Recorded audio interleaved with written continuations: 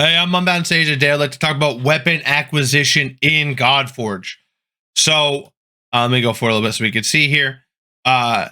This is Wayland Smithy. This is how we get weapons, right? And it looks like they're pulled through a gacha system, right? And so previously in other ones, there were in the alpha, they were rewards from a stage. Now you farm this resource. I don't think he called this anything. I'm just gonna call it smithing stones, right? Remind me like Titanite shards from Dark Souls, right? And this is your gacha currency. So if you see here, it takes 10 of these to pull. So yeah, that's cool. And then we have these two other resources. And what these do is, I've watched through, he's done 3 10 pulls, right? And on your primary stat, you can get from these pulls flat attack or percent attack. That's 2. Defense and defense percent. And then HP and flat HP, right? Like HP percent, flat HP. And then I only saw these stats here, right? So you can guide these primary stats to where you want using dragon scales, right? And then using hag bones. We will talk about where you get these resources later. Look in the timestamp if you need to, if you want to just get to that part. And if you like the content, subscribe. I always get to say that. So make sure you subscribe, comment, whatever. Do the juice. Anyway, so here's what's going on here. This is a gacha system. You can see here that if you select a secondary stat, the game wants hag bones. It says Gib hag bone, right? Gib. And it's 1 per summon, right? It's not 10. And then this one, if you ask for a primary stat, it says Gib dragon. But he has this summon resource, right? So he talks about this and he says everything I just said. And then he unselects so he can do some pulls here, right? And now, so this is a gacha system, right? Inside of a gacha game, not terribly surprising. But I want to make some observations here, right? So I've already seen all this, obviously, prepared for this video in some degree. Rares are back, right? I imagine this HP percent is a bug, right? I imagine this should be giving all the percentages of the rare weapons will say 0. I imagine a bug, or maybe it starts at 0 and then they're so abundant that you just level them up quickly and they get to like 30 or 40 and it's fine, right? And then all the subsets are there as well, right? So I'm going to go through and just kind of get a vibe check of this 10 pull, right? So he does 3 10 pulls here. He gets 1 epic here, right? He gets 3 more epics, right? And then he gets 3 more. So he gets 7 out of 30, right? Are that. And, so there you go, right? It's 7 out of 30. That's like 21 out of 90, which goes up to, I think, 23 out of 100. So 23% of the things he gets are epic, right? So, just with this small sample size, it looks like epics have like a 20 to 30% drop rate, right? So if we think of the gacha, right, let's kind of like construct the table here. Epics are sitting at like a 30% drop rate. And I'm going to use a fact that this is speculation, but Fateless has been very comfortable with saying that legendary weapons are going to be as rare as legendary heroes. And they're very comfortable saying that. And I think the reason why is that legendary weapons probably have a 0.5% chance to drop, maybe a 1% chance to drop, right? And I think this is further stated here when we go to Simon's inventory, right? So for those of you who don't know, Simon is doing a competition. He's doing a no cheated run. This is a real live account that is competing against the other Fateless members. And so he has a lot of epics. So let's do this. 1, 2, 3, 4, 5, 6. This is a dupe. 7, 8, 9, 10, 11, 12, 13, 14, 15, 16, 17, 18, 19. And he scrolls down. 19, 20, 21, 22. So he has 22 epic weapons let's assume a 25% drop rate. Okay, so Simon has probably done, if we assume 25%, he's done about 90 summons, right? And he has not seen a legendary yet. And he talks about people are lucky if they have a legendary weapon. So if he's done 100 pulls and he calls someone lucky for getting a legendary, that screams 0.5% to me, right? I think so. So if let's make the assumption. I'm gonna put my foot in the ground. I'm gonna make my assumption here. I think rare and I think epic weapons are 25%. I think that legendaries are 0.5, and I think that rares are what would be left there 74.5%. Right. I'll be a very small sample size, but I'm pretty confident in the legendary one. Right. And so if we go here and we go back to the resources needed to pull, right? I think the next logical question is, okay, we kind of have a vibe. Now, we don't know if there's pity or not, by the way, right? We don't know if there's pity here. I don't see a tab, but games in development, maybe there is a hard pity. Let's assume there is a pity, right? Let's assume there's a 200 pity, right? A hard 200 pity. You need 2,000 of these resources to guarantee a legendary. Considering that Simon has 300 sitting around, that doesn't seem too bad here, right? And then obviously the legendary will have random stats, and this is something else I want to talk about. So we're going to talk about some probability here. In the alpha, your main stat, your primary stat, was decided by your weapon. It was either attack or accuracy. Now we can see there's the same weapon that has two different main stats. Getting a weapon that you want to use has gotten significantly more difficult. It has. It's a 1 in 30 if you are blindly pulling to have the stat combination you care about. So your minigame weapon only has a 1 in 30% chance to have the exact stat you want, and there's probably a few stat combinations that you'd be okay with, right? If we look here, like defense or HP plus speed or defense HP plus accuracy are probably your two most wanted, right? But if you roll like a resistance flat defense piece, right, or a flat attack piece, it's useless. You're never going to use that. That's upgrade fodder. I think most combination of stats are going to be upgrade fodder. So expect your weapon to be upgrade fodder, something you're not going to use. And in that case, I think that the Makahito and the Aten and the Mjolnir get a lot more real estate in the minigame. I think that your choice of weapon doesn't matter that much. I think Namsaru loses a lot of real estate because I don't care if you are getting 5% stacking attack.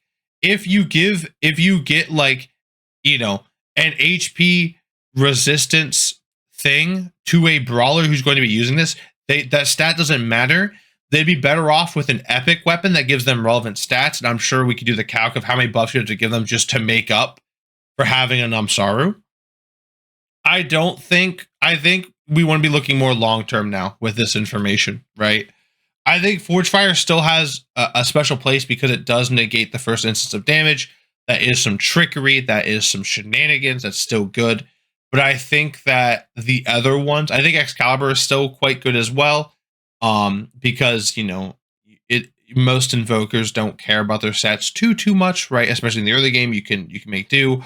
But I think any offensively minded weapon, especially Namsaru, loses a lot of real estate because of this revelation, this reveal.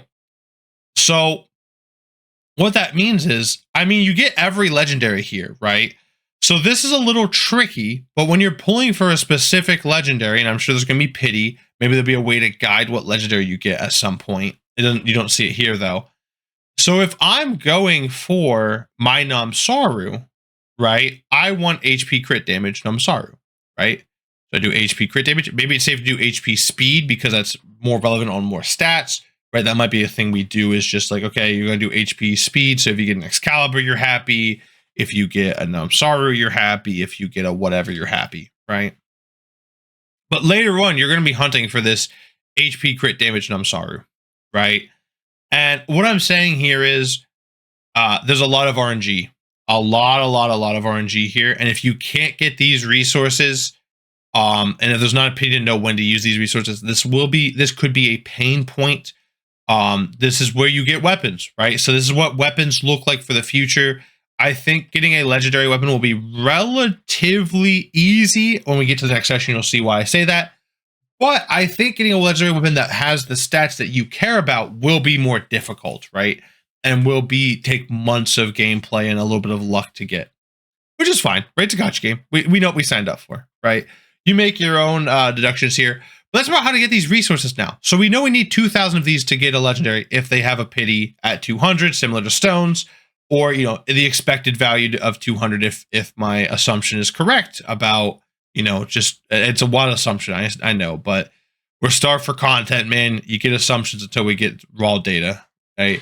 The website's down. What do you want from me? The website's down. I can't study this kits. By the way, let's take a quick break here for the talk about the website. I will be covering every character's kit from common to legendary. I will break it up videos per faction, so there'll be 9 videos coming out. The moment the website is stable, I will start on those. I will get them out as soon as I finish them, right? So the next coming days, expect 2 or 3 videos from me a day. I'm going to be banging out these videos. I don't care about daily uploads. I don't care about algorithm garbage. I don't do this for algorithm. I do it for the community, and you guys know that. So, yeah, so be on the lookout for that stuff. Anyway, let's keep going here.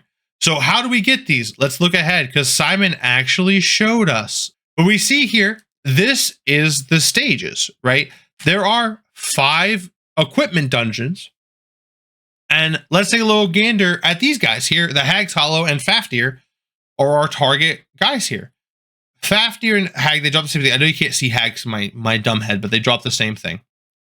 This is the upgrade material for the weapons. If we go back and when he's upgrading stuff, so this is the upgrade, see, right? And then if we go, this is okay here, right? We see if we go here, right, and let him click on it, we will see that he's looking at stage 5. He is guaranteed to get these rewards. And then possible rewards, I don't know what this is, but you can get a blues, you can get whetstones, you can get hag bones, or you can get greenies, right? And so 2 to 4 in he'll do some runs here on stage 4. He does it on stage 4, we'll see. So he has clicked on stage 5. This is the preview rewards for stage 5. This is kind of what you should be coming here for, right? You get some greens and you get some hag bones. And these summon things. But he actually clicks on stage 4. So we don't see the review preview for stage 4. But if we go through and actually, he'll complete the stage here, blah, blah, blah, blah, blah, whatever, completes the stage. Awesome. He gets to the reward screen and we see here that he has received 4 whetstones and 4 of these here. So that tells us that you need every 2 energy will give you 1 of these, right? And he does another one, he gets 3, right? But let's just say, at stage 4, which is a relatively low stage, at stage 4, that tells us it's 4K energy to get a legendary weapon.